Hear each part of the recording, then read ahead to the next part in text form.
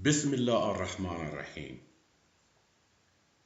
In the tradition of Malcolm X, peace be unto you. My talk today is commentary on Sura Al-Falaq, the dawn.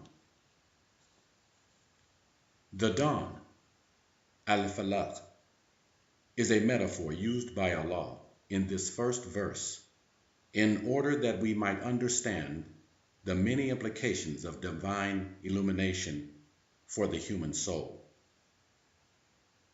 The hidden Imam is the agent of divine guidance by God's command. He is the interior lamp leading us to our destiny. His coming is as the dawn breaking over the horizon at the darkest hour by degrees of light and warmth. I have often used the analogy that the sun is to the atmosphere what divine light is to the soul. What the atmosphere and the soul have in common is not anything substantial because the sun and atmosphere are material and the soul is immaterial. They are, however, both beings. They exist. God commanded both of them to be, kun. They are both as beings dependent upon a source for illumination without which they would both cease to be and thus fade into utter and absolute darkness. Illumination is to the soul what the earthly dawn is to biological metabolism. Like the sun, the hidden Imam causes an eruption of light on the easterly horizon, but of the human soul. Its colors move from dark purple to blue, then to green and yellow, and thereafter golden streaks of light break through the shroud of dusk, making things visible to the human eye and mind that were once obscured by darkness. Light prevails over darkness in our earthly habitat, but only for a time. Its illusions are dispelled and our fears quelled, but only for a time. But when the light of Allah breaks forth by His Imam in the human mind, it is for eternity.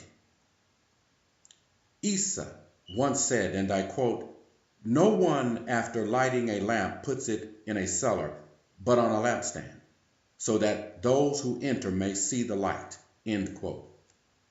We are no longer shackled by ignorance. We are free.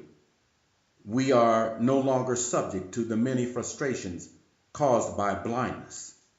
We are now guided rightly on a path which is right, as-sirat al-mustaqim. The dawn is a catalyst for activity among diurnal creatures. Our very cells and hormonal variations are temporally set to the cycles of night and day. The function of our bodily organs are correlated with the appearance of sunlight or its absence. So too is the activity of intelligence and soul correlated with the hidden Imam and thus with Allah subhanahu wa ta'ala. In the second verse, Allah states that it is God who created and creates all natures. Everything which exists according to a principle which is its nature and which is intelligible by the human intellect. Here again, conversing the name of Allah, Bismillah, which is an act of intellect, is this distinguishing property of the human being, setting the human being apart from all other animals on earth. But the human being is not only intellectual or rational. There are other powers of the human soul. Our appetites, which we share in common with all other animals, is in itself neutral in potency. It is neither good nor bad, but placed within the context of the broader organic world and coupled with the metabolic drive to act in order to exist physically, the human appetites can be turned to destructive ends. Evil is thus the consequence of human intellect coupled with misguided appetites. It is the source of immorality.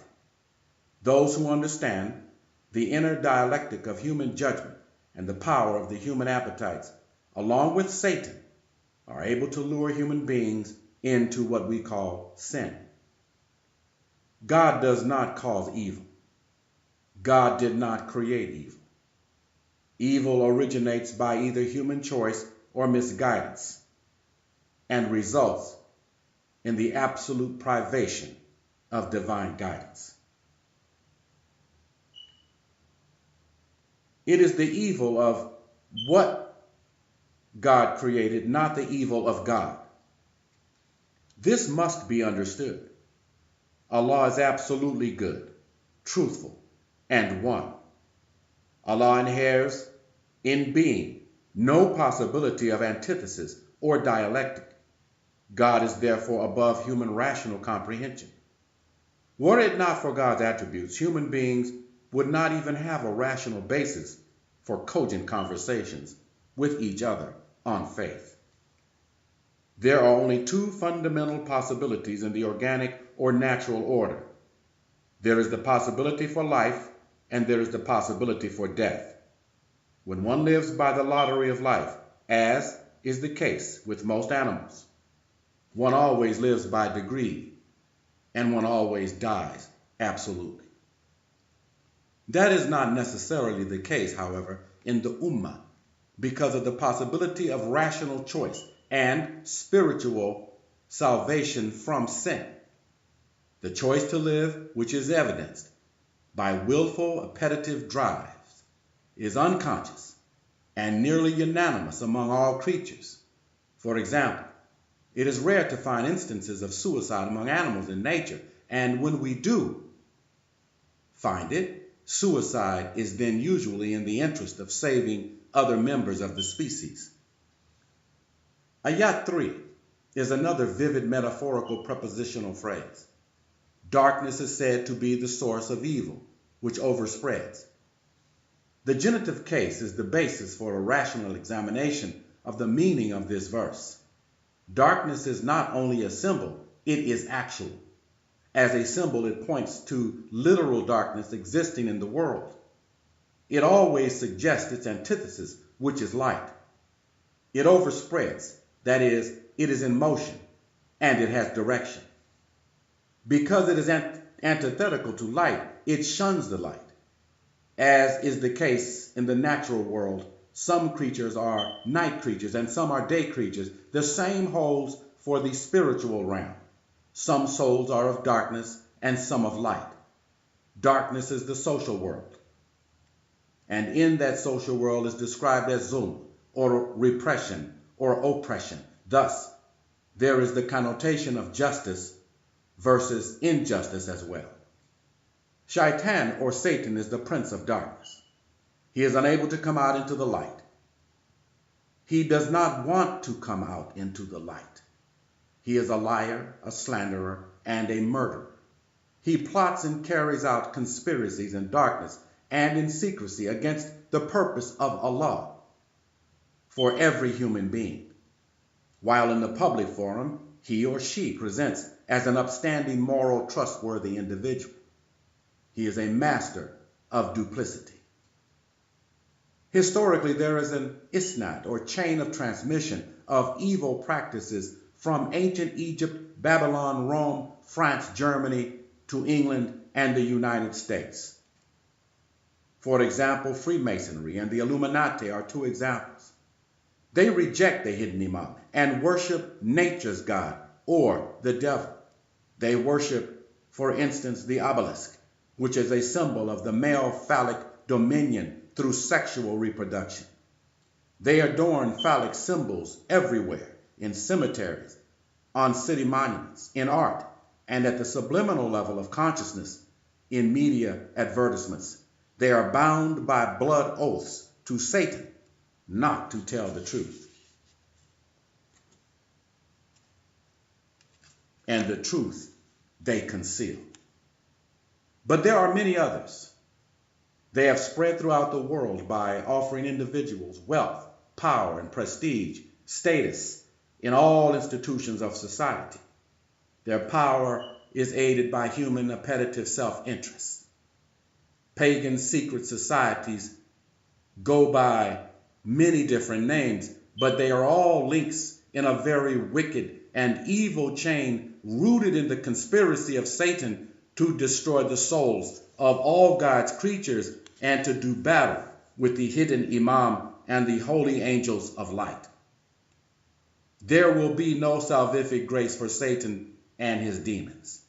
Our earthly predicament is very problematic. Unless we are mu'arif, then our consciousness of reality is always a mixture of clarity and obscurity. Our reasoning is inferential and not certain. Our judgments are stained with fleshy self-interest. We need Allah, and we need the guidance of his hidden imam, the Mahdi, the Messiah. So God help us all. The reference in Ayah 4 then, though it is specific and concrete in its reference to a practice among ancient Arabs, implies a much broader instrument of evil than just witchcraft at that time. Human beings in their present state of consciousness and conscious separation or alienation from Allah and in their organic predispositions are vulnerable to psychological manipulation. For example, brainwashing really does work on some people, and it always works on children. We can identify manipulative instruments sometimes very easily because the most crude instruments appeal to organic appetites. In brief, such instruments lure the human being into a series of central nervous system stimulations beyond what is necessary or healthy for their survival. The result is mental and physical degeneration over time.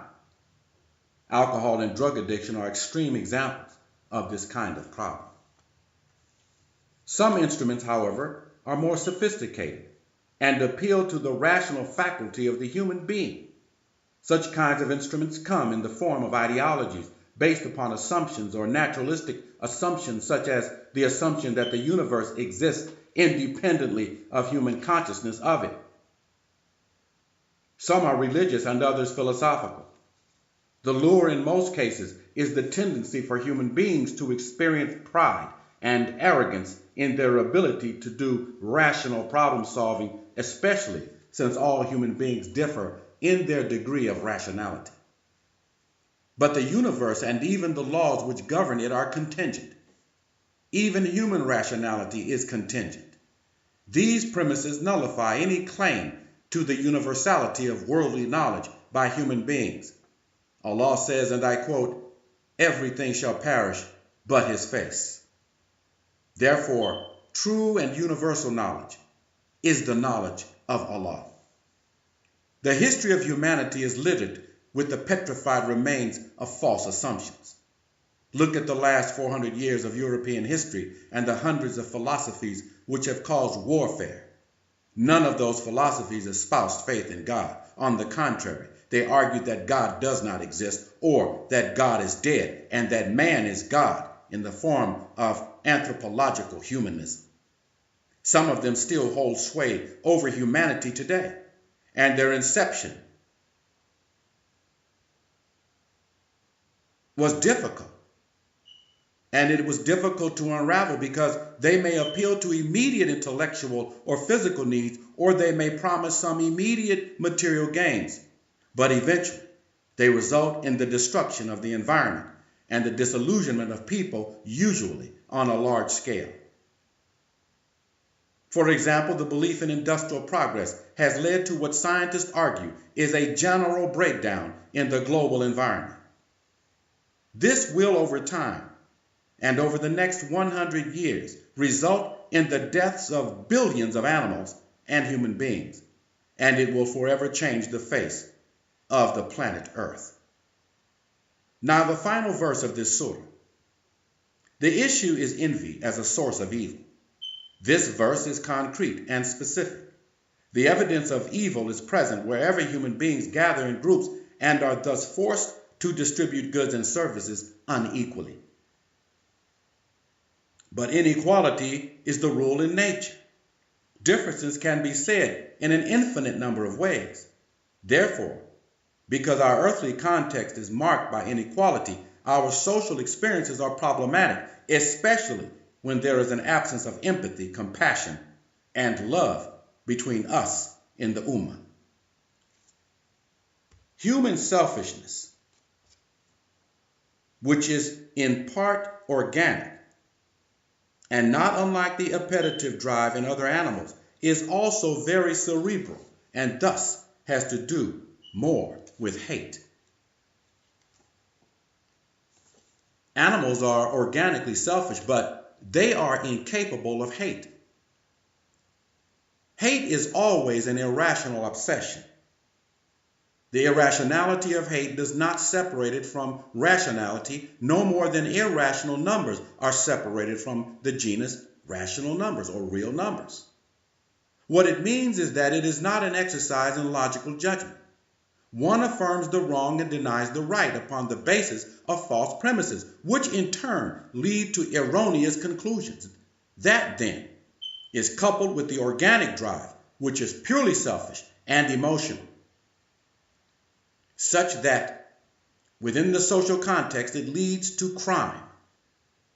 The root meaning, hasada, is to grudge.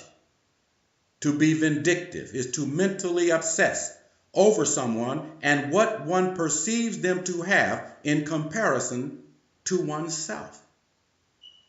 The Prophet Muhammad alayhi salam, his life was threatened many times. He was even poisoned once. So irrational were some of the feelings toward him that often such people would be attracted to him and hate him at the same time.